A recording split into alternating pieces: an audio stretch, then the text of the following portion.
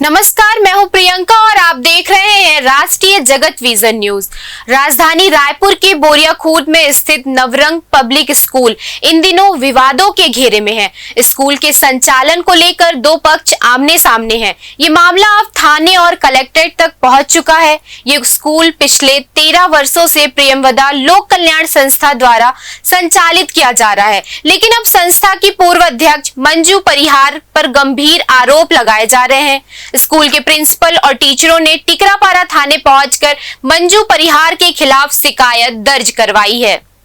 उनका आरोप है कि मंजू परिहार, जिन्हें अक्टूबर 2024 में संस्था के अध्यक्ष पद से हटा दिया गया था, अब वो जबरदस्ती स्कूल में घुसपैठ कर रही हैं और काम में बाधा डाल रही हैं। जानकारी के मुताबिक 13 साल पहले जब स्कूल की शुरुआत हुई थी तब वे मंजू परिहार की जमीन पर ही बना था, जो अभी तक लोन पर चल रहा है। लेकिन अध्यक्ष पद से हटने के बावजूद अप्रैल 2025 से मंजू परिहार ने स्कूल में तालाबंदी कर दी। इस द्वारा क्या आश्वासन? पुलिस ने कहा है कि जाकर आप अपना सामान ले सकते हैं वहाँ से और लिस्ट बनाकर ले आइए करके। ये मामला क्या था पूरा बताइए। मामला जो है ये समिति के द्वारा इनका मामला था और हिसाब को लेकर मामला उठा था इनके बीच में, और मैडम ने समिति के बीच में जाकर जब पूछा गया समिति वालों से उनसे हिसाब, तो उन्होंने हिसाब नहीं दिया, और जो उनके अंडर में काम कर रही थी वो मैडम ने भी नहीं दिया हिसाब।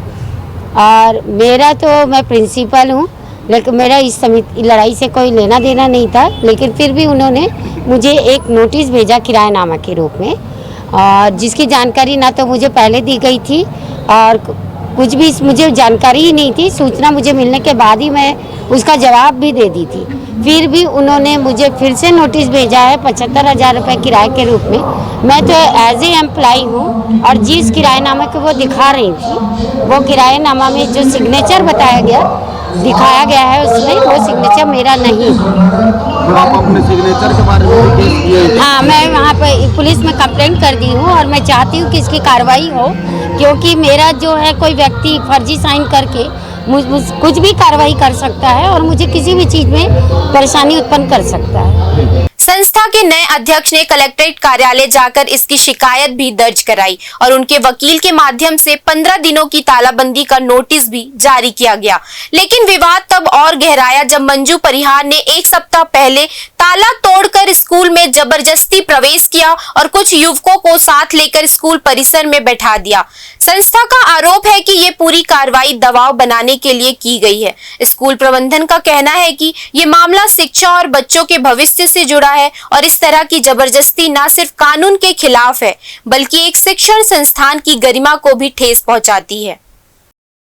जी, मामला चल रहा है 1 अप्रैल 2025 से।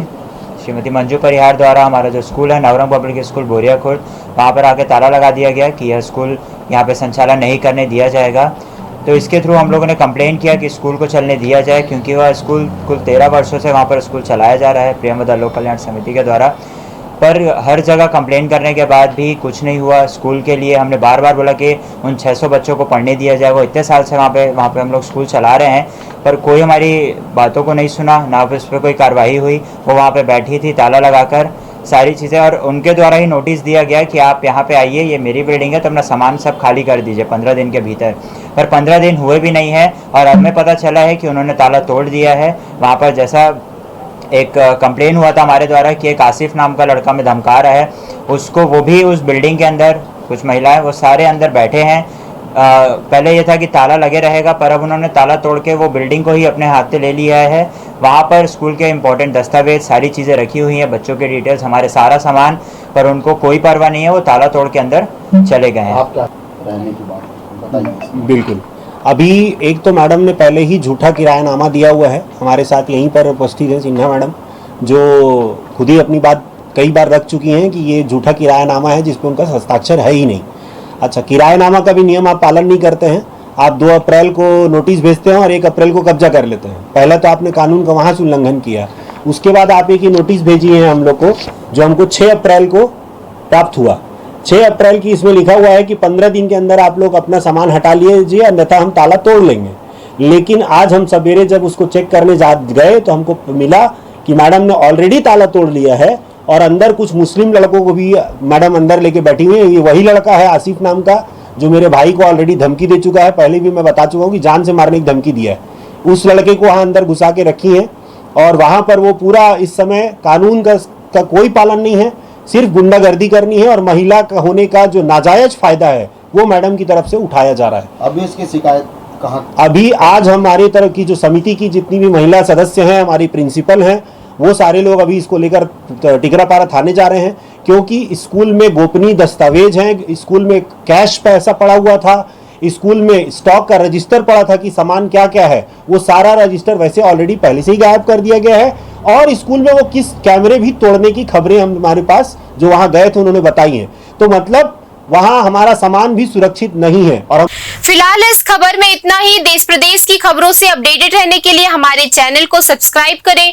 नए खबरों की नोटिफिकेशन के लिए बेल आइकॉन जरूर दबाएं। नमस्कार।